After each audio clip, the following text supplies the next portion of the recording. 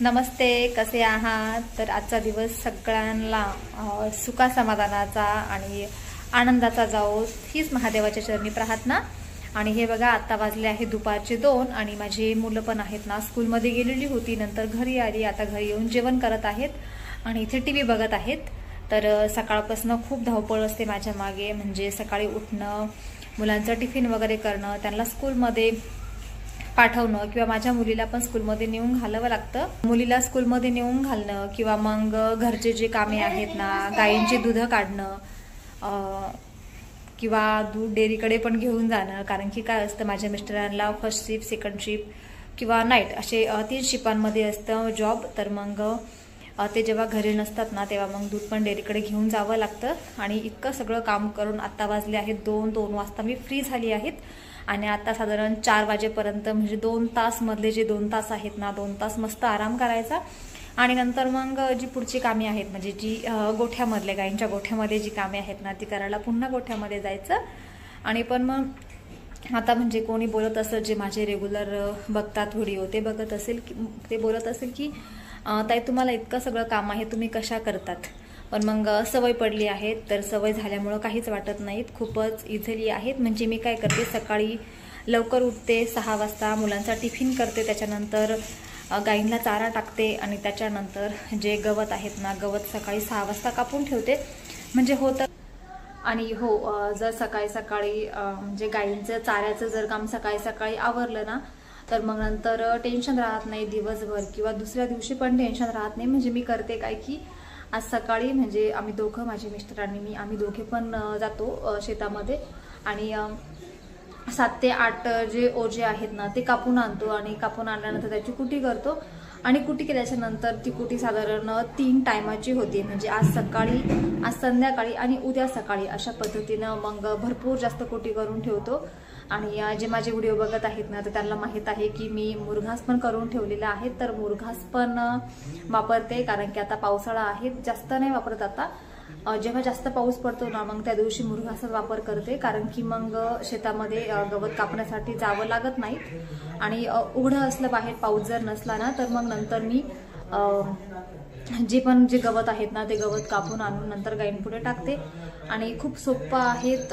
माझ्या तरी मत आहेत की प्रत्येक जी गृहिणी आहेत ना, ज्यांच्याकडे शेती आहेत, तर शेती आहेत ना, तर त्याला शेतीला जोडधंदा म्हणून त्यांनी गायी पालनाचा व्यवसाय नक्की करावा। आयुष, आवाज कमी कर।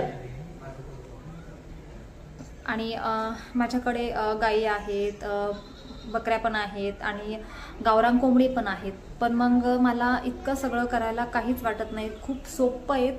आणि माझं एक मत आहे की प्रत्येक गृहिणीनं, ज्यांच्याकडे म्हणजे ज्यांना शक्य होईल, ज्यांच्याकडे शेती आहेत, त्यांनी हे पूरक व्यवसाय नक्की करावे, खूप फायद्याचे आहेत। साधारण मी एक 5 ते 6 वर्षापासून करत आहेत, तर मला काहीही वाटत नाहीयेत काम करायला देखील। म्हणजे काय होतं, आपण जेव्हा कुठला पण जो व्यवसाय आहेत ना, नवीन चालू करतो, तेव्हा आपल्याला 2-3 महिने किंवा 1 वर्षभर खूप असं त्याच्यामध्ये त्रास आहे असं वाटतं, नकोसं वाटतं किंवा कंटाळा येतो। मग माझ्या तरी एक मत आहे की हो, तेव्हा आपण नवीन असतो, आपल्याला कंटाळा येतो, आपल्याला ते काम नकोसं वाटतं, पण नंतर आपल्या हातामध्ये ते जर काम बसलं, म्हणजे आपल्याला त्या कामाची रोज सवय जर झाली ना, तर काहीच वाटत नाही। अगदी तुम्हाला एक सांगायचं म्हणजे, सकाळी मी 6ला उठते ना, तर 6 वाजेपासून ते 9 वाजेपर्यंत माझं सगळं आवरतं, म्हणजे घरातला स्वयंपाक सोडून, म्हणजे स्वयंपाक अर्धा होतो, कारण की मुलांच्या टिफिनसोबत मी माझं पीठ मळणं होतं किंवा मग मुलांचा टिफिन पण होतो, फक्त एक भाजी पण होते।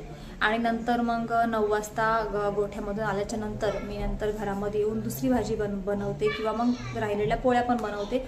तर एक 10 वाजेपर्यंत माझं सर्व काम आवरतं, कारण की खूपच सोपं आहेत आणि ते हातामध्ये बसलं आहेत म्हणून ते पटकन होतं। तर माझं एक मत आहे की ज्या पण गृहिणी आहेत किंवा ज्यांच्याकडे शेती आहे, त्यांनी नक्की हे काम करावं, कारण की बसून काहीच होत नाहीत। त्याच्यापेक्षा आपला जो दिवसभराचा जो वेळ आहे ना, तो कुठे ना कुठेतरी घालण्याचा प्रयत्न करावा, किंवा इतर जे व्यवसाय आहेत ना, ते तुम्ही करावे, नोकरीपेक्षा तरी व्यवसाय करावा। कारण की नोकरी म्हटलं तर सकाळी 8ला आपण घरातून निघतो किंवा 7ला निघतो घरातून, 12 घंटे ड्युटी करायची, मुलांकडे लक्ष राहत नाही, त्याच्यापेक्षा नोकरी न करता तुम्ही तुमच्या घर बसल्याच कुठला ना कुठला व्यवसाय हा करावा।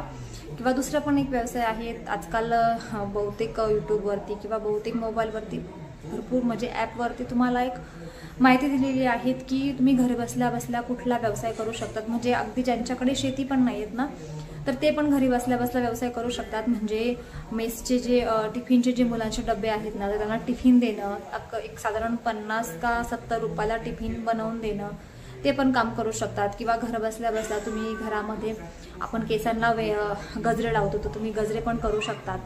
किंवा मग पेनची पॅकिंग करू शकतात, पेन्सिलची, भरपूर असे छोटे मोठे जे लघु उद्योग आहेत तुम्ही ते तुमच्या घरकामा व्यतिरिक्त पण करू शकतात, जेणेकरून तुमच्या हातामध्ये म्हणजे ज्या बायका आहेत ना त्यांच्या हातामध्ये पैसा पण असतो। साधारण म्हणजे सांगायचा अर्थ हा आहे की आपण ज्या गृहिणी आहेत ना, तर त्यांना आपल्या हस्बंडवर अवलंबून राहावं लागत नाही। म्हणजे प्रत्येक गोष्ट एक ना एक रुपया आपल्याला त्यांच्याकडनं मागण्याची गरज पडत नाही। आपण जर आपल्या स्वतःचा व्यवसाय जर चालू केला तर म्हणजे आपल्या हातामध्ये पण पैसे असतात आणि आपल्याला आणि आपल्यासोबत आपल्या मुलांच्या पण छोट्या छोट्या गरजा ज्या आहेत ना त्या पूर्ण करता येतात त्या पैशाने। तर नक्कीच प्रत्येक गृहिणीनं छोटा मोठा व्यवसाय करावा असं मला वाटतं। तर ठीक आहे, आता खूप झाल्या गप्पा आणि आता सर्व जे काम आहेत ना माझं आवरलेलं आहेत आणि थोड्या वेळानं म्हणजे तरी थोड्या वेळानं मुलाला क्लासमध्ये नेऊन पण घालायचं आहे 3-3:30 वाजता। आणि त्याच्यानंतर क्लासवरून आल्यानंतर आम्हाला कोबी फवारण्यासाठी पण जायचं आहे। तुमच्यासोबत शेअर करेल मी तो पण व्हिडिओ आता पुढे व्हिडिओमध्ये, तर व्हिडिओ स्किप न करता पुढे बघत राहा। आता वेळ झाला आहे 3:30 झाली आहे, तर आता मी चालली आहे माझ्या मुलाला क्लासमध्ये सोडण्यासाठी। म्हणजे तो रोज काय करतो की सायकलवर जात असतो, आता स्कूलमध्ये पण सायकलवरूनच आला आहे, पण मग झालं की काय त्याची सायकल थोडीशी बिघडलेली आहेत म्हणून तो म्हणतो मम्मी मी आता सायकल घेऊन जाणार नाहीयेत, संध्याकाळी सायकल रिपेअर करू आणि आता मला तू गाडीवर क्लासला सोड। तर मी आता त्याला क्लासला सोडायला चालली आहे। तर ठीक आहे, आता मी जाते क्लासला सोडायला आणि व्हिडिओ स्किप न करता हा पुढे बघत राहा।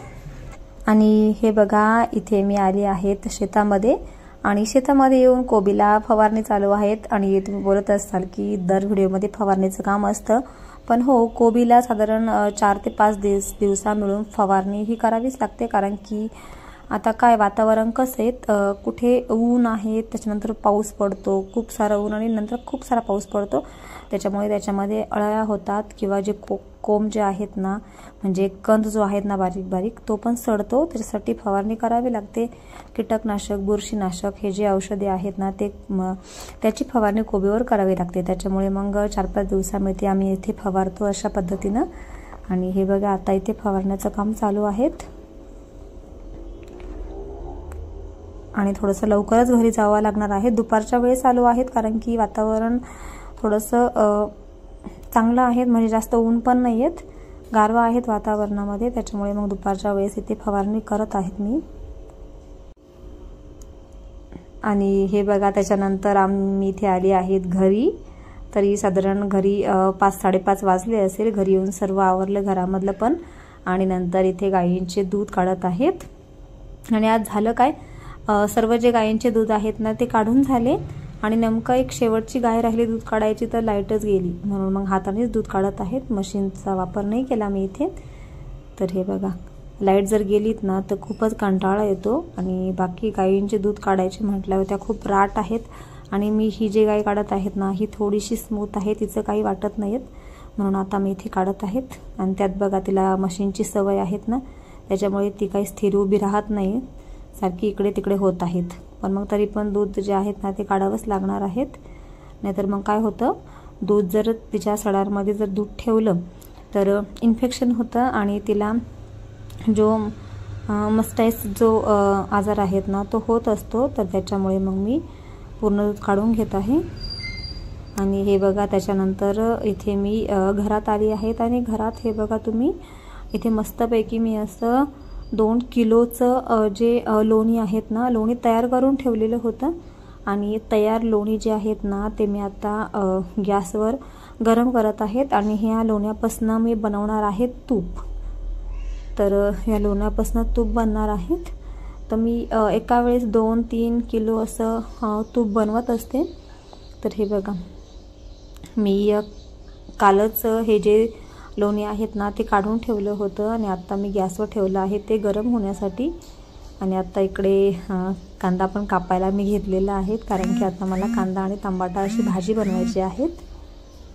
तर हे माझ्याकडे कांदा कापायचं मशीन आहेत, तर त्याच्यानुसार मी कांदा कापते. कारण की विळीनं कांदा कापायचं म्हटलं ना तर खूपच मग कंटाळा येतो आणि कंटाळा पण जाऊ द्या, पण खूपच डोळ्याला पाणी येतं. त्याच्यामुळे मग मी असे ह्या मशीनद्वारेच कांदा कापत असते. आणि मित्रांनो, तूप गरम करत असताना ना, म्हणजे लोण्यापासून तूप कढवत असताना गॅसवर त्याच्यामध्ये एक 2-3 लवंगा आणि आपले 4 ते 5 तुळशीची पानं टाकायची फ्रेश. तर याने काय होतं की तुपाचा जो वास आहेत ना, बघा कोणाकोणाला तुपाचा वास जो आहेत ना तो सहन होत नाही आणि तुपाचा खूप वास येतो. तर मग तो तुपाचा वास आहेत ना, तो तुपाचा वास येत नाही. आणि त्याच्यामध्ये शक्य असेल तर 1-2 मिठाची खडी जरी टाकले ना, जाडं मीठ तरी चालेल. जास्त टाकायचं नाही, एकदम 1 आणि 2, कारण की नंतर मग ते खारट तुपाचा वास येईल. तर अशा पद्धतीने हे बघा, इथे कांदा अगदी बारीक असा मी केलेला आहेत. किती बारीक आणि किती मस्त कांदा झाला आहेत ना. तर तुम्ही पण म्हणजे ज्यांना पण कांदा कापायचा कंटाळा येत असेल ना, त्यांनी असं मशीन जरूर घ्यावं. आणि हे जे कांदा कापायचं हे ग्राइंडर जे आहेत ना, मी 3 घेतलेले होते, 3 मागवले होते. 3 ऑनलाईन मिशोवरनं ऑर्डर केली होती मी. एक मला, एक माझ्या बहिणीला आणि एक माझ्या भावाला, अशा पद्धतीनं. आणि आत्ता रात्रीचे 8:45 झाले आहेत आणि मी घरी स्वयंपाक बनवून आली आहेत रोडला. आणि रोडला माझ्या मुलीला बुक्स घ्यायचे होते, कारण की तिचे बुक्स घेणं खूपच अर्जंट होतं. कारण की आता तिला बुक जे आहेत ना स्कूलमध्ये सबमिट करायचे होते, किंवा टीचर जे आहेत त्यांना दाखवायचे होते. तर त्याच्यामुळे इथे आम्ही रोडला आलो आहोत. हे बघा, मग या शॉपमध्ये तिचे बुक्स भेटत होते. मुलाला घेतले होते मागेच, पण आता इथे शिल्लक होतं म्हणून तिला पण मी आता घेत आहे.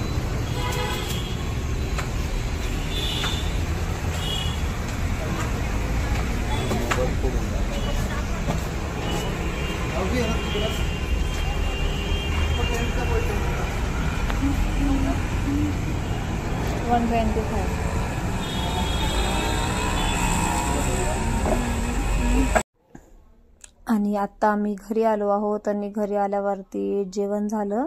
जेवण झाल्याच्या नंतर हे बघा, मी इथे काल ना जे लोणचे आहेत ना, लोणचे तयार करून ठेवले होते आंब्याचे. म्हणजे मी माझ्या माहेरवरून आंबे आणले होते आणि ते मी घरीच कापले. आणि घरी कापल्यानंतर त्याचं मी मस्तपैकी इथे लोणचं बनवलेलं होतं. आणि लोणचं बनवताना झालं की काय, मी लोणच्याचा जो मसाला आहे ना तो पूर्ण घेऊन आले. म्हणजे जो आपला मसाल्याचं साहित्य आहेत ना, जसं लवंगा, मेथीदाणा, मीठ वगैरे हे सर्व मी घेऊन आले. मोहरीची डाळ सर्व घेऊन आले. पण मग त्यात नेमकं त्या शॉपमध्ये जो बेडेकरचा लोणचे मसाला होता ना तो अवेलेबल नव्हता. तर मग मी आज तो गेली होती रोडला, तर मग घेऊन आलेली तो मसाला. आणि 2 पुड्या मी इथे आणलेल्या आहेत आणि या दोन्ही पण ह्या तयार लोणच्यामध्ये टाकत आहेत. आणि याला मस्तपैकी मिक्स करत आहेत एकत्र. आणि थोडंसं काल मी याच्यामध्ये थोडंसं मीठ पण कमी टाकलं होतं, तर मी यात मीठ पण टाकणार आहेत. आणि मित्रांनो, तुम्हाला एक मी लोणचे कशा पद्धतीनं करते ते सांगणार आहेत. मी कैरीचं लोणचं जेव्हा बनवत असते तेव्हा मी त्याच्यामध्ये पूर्ण 1 किलो गूळ टाकत असते. 1 किलो गूळ जो आहेत ना तो मस्तपैकी बारीक असा ठेचून त्याच्यामध्ये टाकायचा आहेत. आणि थोडंसं जाडं मीठ आहेत ना, जाडं मीठ पण त्याच्यामध्ये टाकायचं आहेत. आणि दुसरं एक म्हणजे याच्यामध्ये बनवताना फक्त आपण 1 किलो तेल टाकायचं. आणि नंतर जेव्हा आपण एखाद्या बरणीमध्ये भरू ना, तेव्हा त्याच्यामध्ये साधारण आपल्या अंदाजानुसार तेल टाकलं तरी चालेल.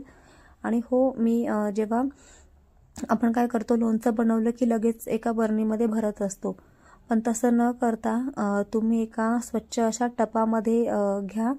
कारण की टपामध्ये जर घेतलं ना की तो लोणचं रोज त्याला आपण व्यवस्थित असं हलवावं, म्हणजे मिक्स करावं लागतं. तर टपामध्ये अगदी व्यवस्थित मिक्स होतं हे. तसं आपण एखाद्या बरणीमध्ये किंवा कुठल्या पण लोणच्याच्या कंटेनरमध्ये जर टाकलं ना तर त्याच्यामध्ये व्यवस्थित असं मिक्स होत नाही किंवा व्यवस्थित मिक्स करता पण येत नाहीत. तर असं टपामध्ये साधारण एक 4-5 दिवस तरी टपामध्येच ठेवावं आणि सारखं व्यवस्थित सकाळ संध्याकाळ 2 टाईम अगदी व्यवस्थित मिक्स करावं, जेणेकरून आपलं लोणचं आहेत ना खराब होणार नाही आणि ते वर्षभर टिकेल. आणि दुसरं एक मित्रांनो, लोणचं बनवताना त्याच्यामध्ये मी म्हणजे बघा आता काही काही गृहिणी ज्या आहेत ना त्यांच्या हातून लोणचं कसं पण बनवा खराब होतं. तर लोणचं खराब न हो आणि वर्षभर टिकावं त्यासाठी त्याच्यामध्ये थोडंसं व्हिनेगर टाका. म्हणजे व्हिनेगरने काय होतं की व्हिनेगर तुम्हाला बाजारामध्ये बॉटल भेटून जाईल, व्हिनेगर बोलायचं. आणि एक आता मी इतकं हे 100 ते 150 आंब्यांचं लोणचं आहेत हे, तर याच्यासाठी मी 1 कप भरून इतकं व्हिनेगर टाकलं आहे. तर तुम्ही याच्यामध्ये व्हिनेगर टाकू शकता. व्हिनेगरने जे तुमचं लोणचं आहेत ना अगदी व्यवस्थित आणि वर्षभर टिकून राहतं आणि त्याची चव पण खूप छान लागते. तर बघा आता मी हे 4 ते 5 दिवस असं त्या टपामध्ये झाकून ठेवणार आहेत आणि रोज सकाळ संध्याकाळ याला मस्तपैकी मिक्स करणार आहेत आणि नंतर लोणच्याचे जे कंटेनर आहेत ना त्याच्यामध्ये मी भरणार आहेत. तर हे बघा, मग ठीक आहे. कसं वाटलं माझं लोणचं? खायला जरूर या. आणि आत्ताच्या व्हिडिओमध्ये इतकंच. पुन्हा एका नवीन व्हिडिओमध्ये उद्याच्या भेटूयात. तोपर्यंत सगळ्यांना गुड नाईट, कारण की आता खूपच वेळ झाला आहेत, 11 वाजले आहेत. तर सगळ्यांना गुड नाईट.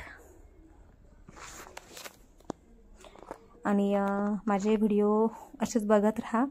म्हणजे अक्षरशः माझ्या जवळ आमच्या शेजारची मुलगी होती, मी तिला पण परी, तर मी तिला पण थोडंसं 7 ते 8 खापा दिले आहेत खाऊन बघण्यासाठी डिशमध्ये आत्ता.